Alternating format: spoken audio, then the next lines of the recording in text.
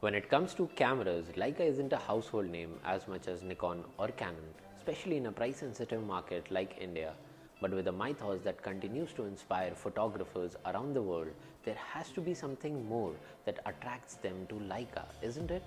With a history that goes back to more than 100 years, the brand is known for creating strong and beautiful cameras with a pinch of minimalism.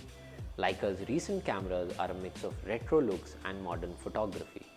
The unique combination makes it stand out in the crowd, and that's part of the premium you pay, which is why professional photographers are drawn towards it.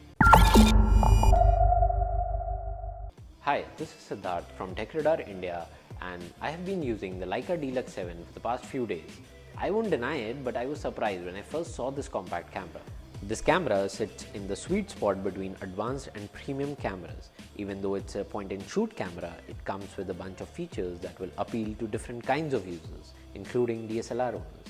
I took the D-Lux 7 out for a spin from the busy streets of New Delhi to the calm evenings of Old Delhi, and here is what I think about it.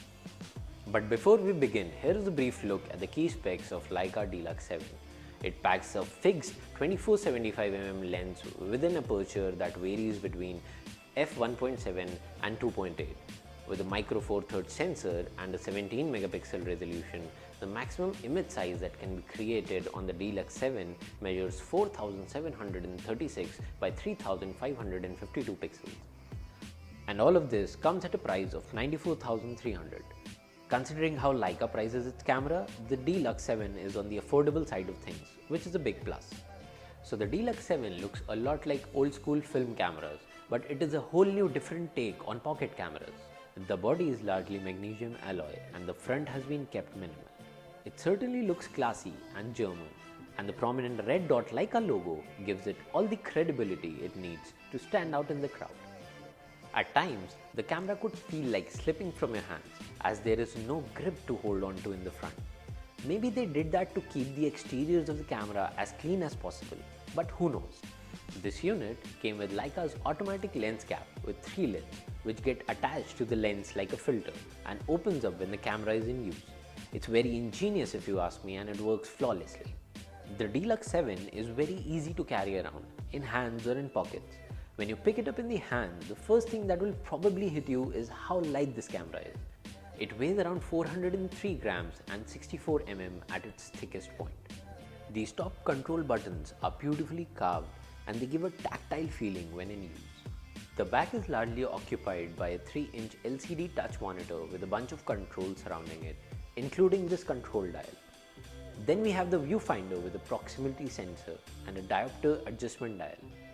The HDMI socket and USB port are on the right edge under the pop-out cover, and on the base there is a battery and SD card port, again enclosed under a flap.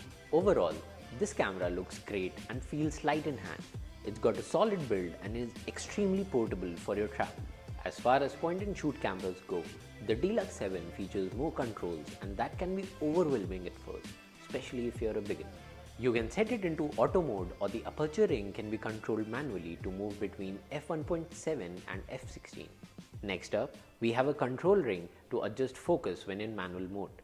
There is a focus switch which lets you change focus modes between manual, autofocus and macro autofocus. The other switch here allows you to choose a native aspect ratio between 3:2, 16:9, 1:1 or 4:3. Now this is especially handy as you can preset to an aspect ratio according to the scene before taking that picture and know how it is going to look. On the top, there is the horseshoe mount for a flash or other compatible accessories. The D-Lux 7 has 7 controls, including a power on-off switch, shutter speed dial, exposure dial, a zoom lever with a shutter button, 4K button and an auto program mode button. The shutter speed dial offers speeds ranging between 1/4000 seconds to 1800 seconds, in addition to the time mode which opens the shutter for around 30 minutes. The 4K button allows the camera to shoot pictures in different burst sequences. Now on the back, there are a bunch of controls, including a button to manually switch to electronic viewfinder, a post focus button that helps tweak focus during post process, a video recording button and another one to toggle autofocus and auto exposure. Slightly adjacent to the screen is a D-pad to control ISO, white balance, autofocus and shutter release mode. Then we've got the quick menu preview, delete and display buttons all surrounding the D-pad. With these many control options, it takes a bit of a learning curve to use the D-Lux 7. You can learn a lot about the art of creating pictures by using this camera, and the manual controls are an added plus. So since Leica recommends using this camera for portraits, landscapes and macro photography, I'm taking this camera with me on a walk through the lanes of Old Delhi.